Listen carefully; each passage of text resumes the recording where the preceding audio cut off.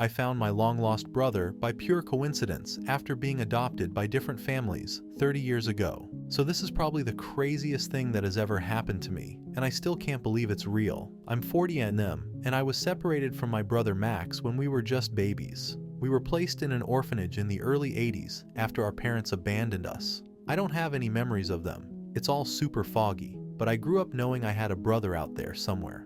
When I was around 2 years old, I got adopted by a family who really loved me. They were amazing, and I had a great upbringing. The thing is, they could only take one of us, and my brother stayed behind at the orphanage. I remember asking about him when I was younger, but there wasn't much they could tell me. The adoption system back then wasn't as organized, so after I left, it was like we were cut off from each other completely. Growing up, I thought about Max a lot. I had no clue where he ended up or what kind of life he was living. It was one of those things where, in the back of my mind, I hoped I'd find him someday. But I didn't really have the resources to track him down, and as life moved on, I kind of just accepted that I might never see him again. Fast forward to 2024. I've been working at this consulting firm for a few months now, and it's been pretty standard. Go to work, do my job, and go home. There's this guy, Jack, who started around the same time as me.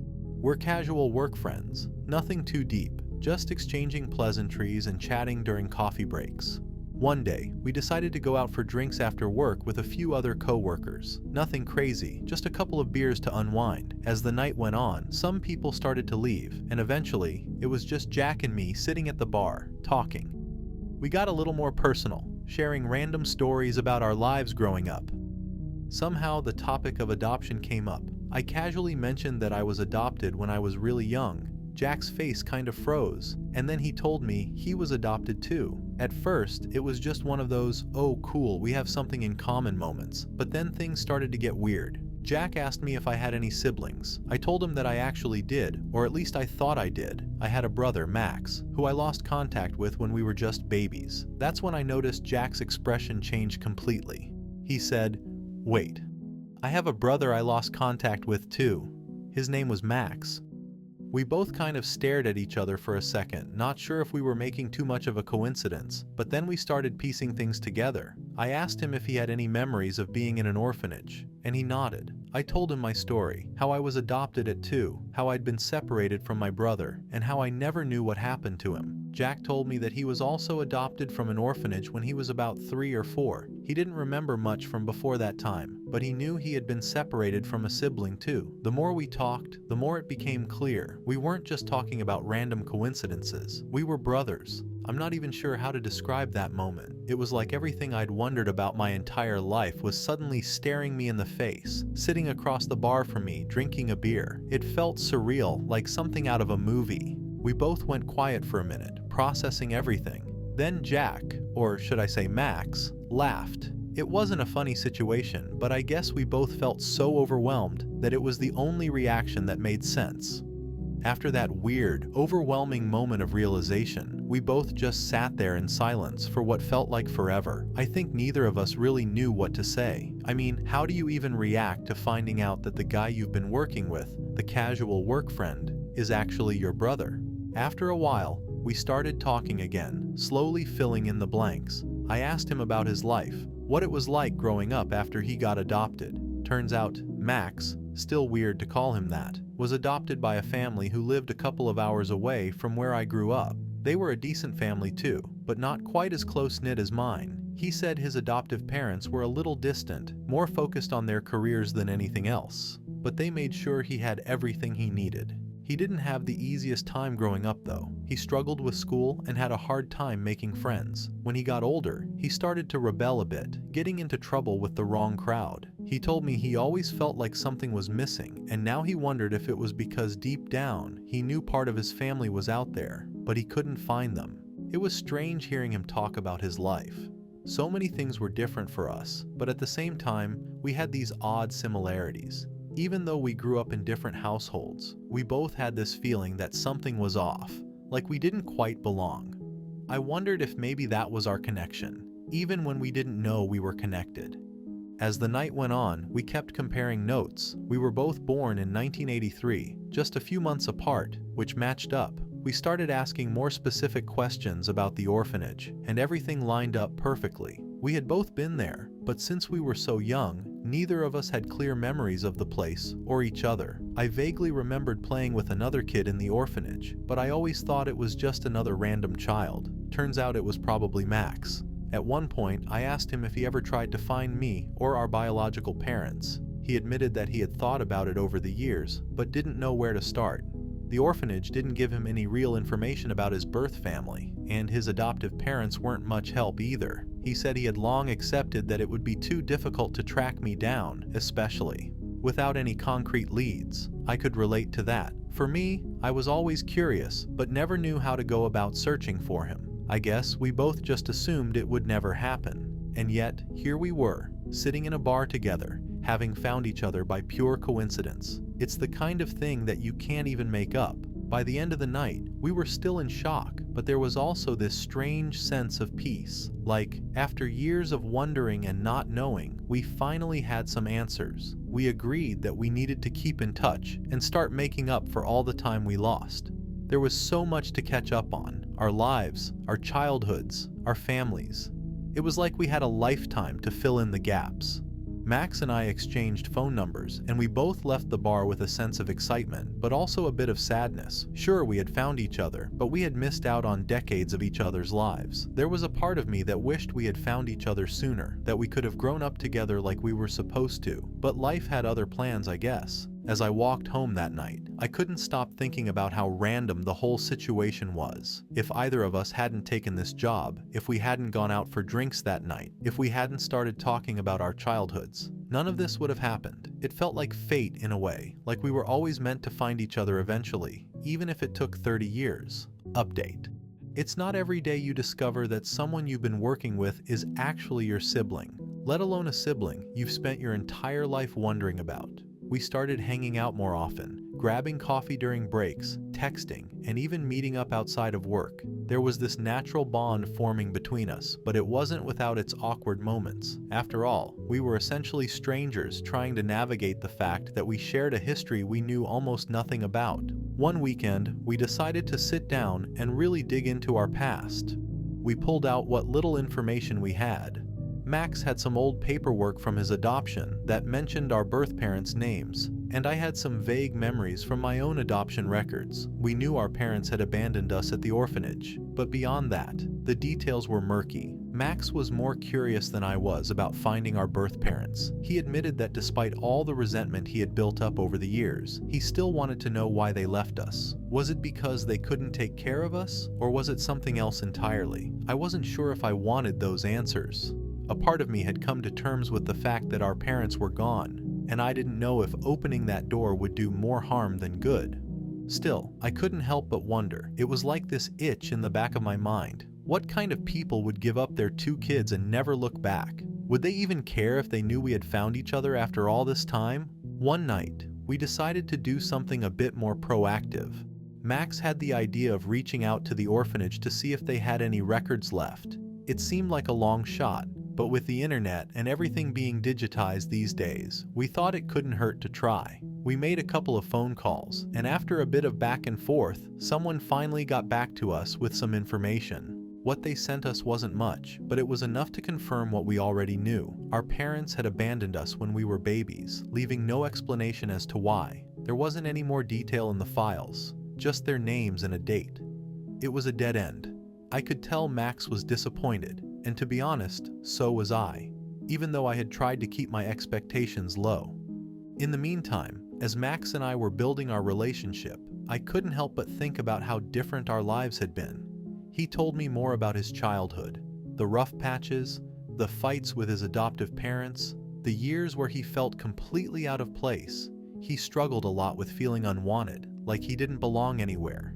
It hit me hard because I had the opposite experience. My adoptive parents were loving and supportive, and while I always wondered about Max, I never felt like I was missing something. It made me realize just how much luck plays into life. We were born into the same situation, but because I was adopted first, my life turned out one way, while his went another. It didn't seem fair, but then again, what in life is? Max, on the other hand, had a bit of a chip on his shoulder. He wasn't bitter exactly, but there was this lingering frustration about the hand he had been dealt. He told me that after high school, he had a lot of trouble figuring out what to do with his life. He bounced from job to job, feeling directionless. It wasn't until a few years ago that he started working at the consulting firm and felt like he had some stability. One of the most surreal moments was introducing Max to my adoptive parents. I wasn't sure how they'd react, but they were incredibly supportive. They knew about Max from the beginning, and they were just as curious about him as I was. The first time they met, it was like they instantly adopted him too. My mom in particular was overjoyed to finally meet the brother I had always talked about. For Max, though, I think it was a bit overwhelming. He had never experienced that kind of warmth from his adoptive family, so being welcomed so openly into mine was a little foreign to him. He appreciated it, of course, but I could tell it brought up some complicated emotions. As Max and I grew closer, it became clear that even though we had spent most of our lives apart, there was this undeniable connection between us. We joked about how weird it was that we ended up working at the same company, but in a way, it felt like fate had finally decided to give us a break. We started talking about the future, what we wanted to do next, how we could make up for lost time. We even discussed the idea of taking a trip together, just the two of us, to really bond as brothers. The more we talked, the more I realized that while we couldn't change the past, we had the rest of our lives to build something new. Update 2. After those initial few weeks of reconnecting with Max, things started to settle into a new normal. We went from being casual work acquaintances to actual brothers, which still felt surreal. The weird thing is, it wasn't always easy. I think a part of me expected that once we found each other, everything would just fall into place, like in one of those feel-good movies. But real life is a bit messier than that. Max and I had lived entire lives apart, and even though we shared a deep bond, we also had a lot of differences. He was more rough around the edges, probably because of how he grew up. He didn't trust people easily, and it took him a while to open up to me about the tough stuff he'd been through. I, on the other hand, had always had a strong support system and didn't realize how different our experiences were until we really started digging into them. One weekend, we decided to take that trip we talked about, just the two of us. It wasn't anything fancy, just a few days upstate, staying in a cabin and hiking in the woods. We figured it would give us a chance to bond outside of the work environment and away from everything else. It was during that trip that we really opened up about everything. We sat around the fire one night, and Max started telling me about some of the struggles he had with his adoptive family. He said they never really made him feel like he was part of the family. It wasn't that they were cruel or abusive, but there was this emotional distance between them. He always felt like the odd one out, like they had adopted him out of duty rather than love. I didn't know what to say. I couldn't relate, but I felt terrible for him. I knew it had to have been hard growing up like that, especially knowing that I had the opposite experience. I realized that while I'd been searching for my brother all these years, he had probably been searching for a sense of belonging that he never really found. It explained a lot about why he was the way he was. At one point, I asked him if he ever thought about our birth parents. I'd been thinking about them more since we found each other, wondering if they were still out there somewhere. Max just shrugged and said he didn't care. For him, they were just two people who abandoned us, and he had no interest in finding them. I wasn't sure how I felt about that. Part of me agreed, why bother looking for people who left us behind? But another part of me still wanted answers, even if they were painful ones. The more we talked, the more I realized that Max had built up a lot of walls over the years, and I couldn't blame him for it. He had been through things I couldn't even imagine, and it was clear that it had shaped him in ways I was only beginning to understand. One night during that trip, something interesting happened. We were sitting around the campfire just drinking and talking when Max suddenly asked, "What do you think our lives would have been like if we'd grown up together?" I didn't have an answer. I mean, who knows? Maybe things would have been better for both of us. Maybe we would have had each other's backs and grown up with that sense of family we both craved. Or maybe we would have driven each other crazy. There was no way to know. Max said he used to fantasize about it sometimes, what it would have been like to have a brother by his side through all the tough times. But at some point, he had to let go of those fantasies and accept the reality of what his life was. I told him that I used to wonder about him all the time, especially when I was younger. I wondered if he was okay, if he had a family that loved him like mine did, or if he ever thought about me too. It was strange to realize that we had both been thinking about each other all these years, even though we had no idea how to find each other. That conversation stuck with me. It made me realize that no matter how much time had passed or how different our lives had been, we still shared something that no one else could understand. We were brothers, and even though we had missed out on so much, we had a chance now to rebuild what we'd lost. After that trip, things between Max and me got a lot closer. We started spending more time together, and I introduced him to more of my friends and family. It wasn't always smooth sailing. There were still moments of awkwardness, especially when it came to blending our separate lives, but we were both committed to making it work. The best part was seeing Max slowly come out of his shell. The more time he spent with my family, the more comfortable he got. He wasn't used to being part of such a tight-knit group, and at first, I could tell it made him uncomfortable. But over time, he started to relax, and it was like he was finally getting that sense of family that he had always missed. Looking back, I still can't believe how it all happened. To think that I'd been working alongside my brother all this time, completely unaware of who he really was. It felt like fate had finally intervened after all these years of us being apart, and while we couldn't change the past, we had the future to look forward to. As time went on, Max and I continued to grow closer, and it honestly felt like we had picked up where we left off, except we had never really started in the first place. Every time we hung out, there was more to discover about each other, more memories to share, and more layers to peel back. It was like getting to know a stranger, but with this deep, underlying connection that made it feel natural. One thing that stood out was how protective I started feeling over Max. I guess it's that natural big brother instinct that I never got to use growing up.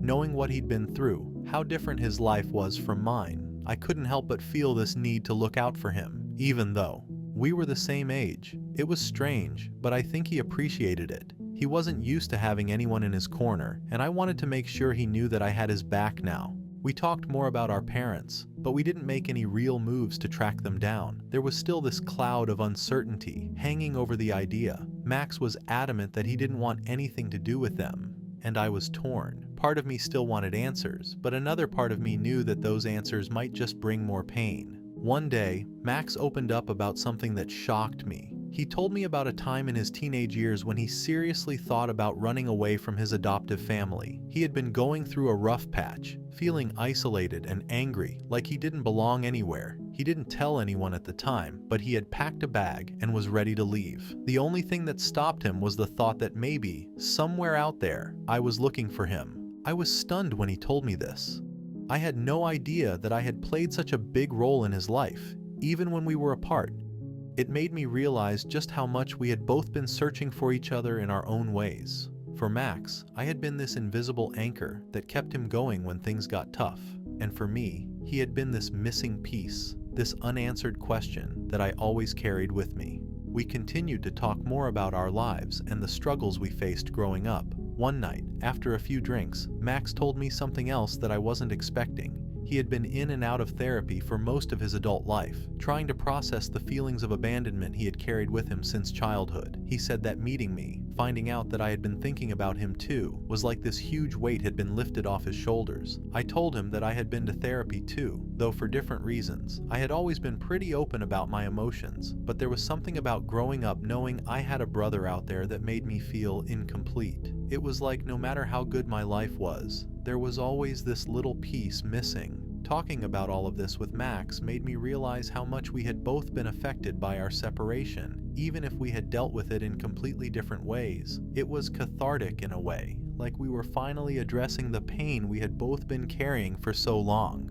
As we kept rebuilding our relationship, we started doing more family stuff together. Max came over for dinners with my adoptive parents more often, and they welcomed him with open arms. It was heartwarming to see him start to relax around them, though I knew it wasn't easy for him. He had spent so many years feeling like an outsider, and now he was slowly becoming part of a family that wasn't even his by blood. One day, Max told me that he wanted to look into finding our birth parents. It caught me off guard because he had been so against the idea before. But he said that now, after everything, he felt ready. He wasn't looking for closure or a reunion. He just wanted to know. He wanted to understand why they left us, and if they ever thought about us after all these years. We started the process of tracking them down.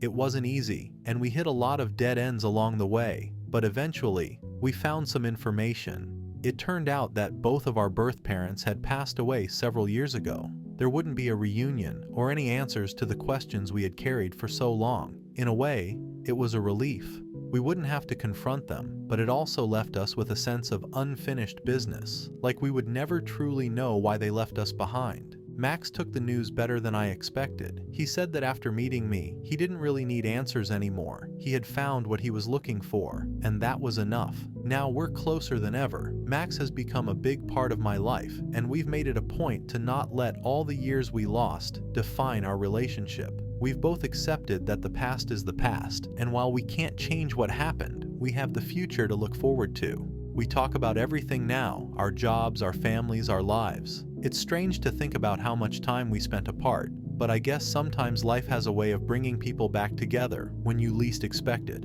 Finding Max has been one of the best things to happen to me, and even though it took 30 years, I'm just glad we found each other at all. Thanks for sticking with me through this journey. It's been a wild ride, but I'm thankful for every twist and turn.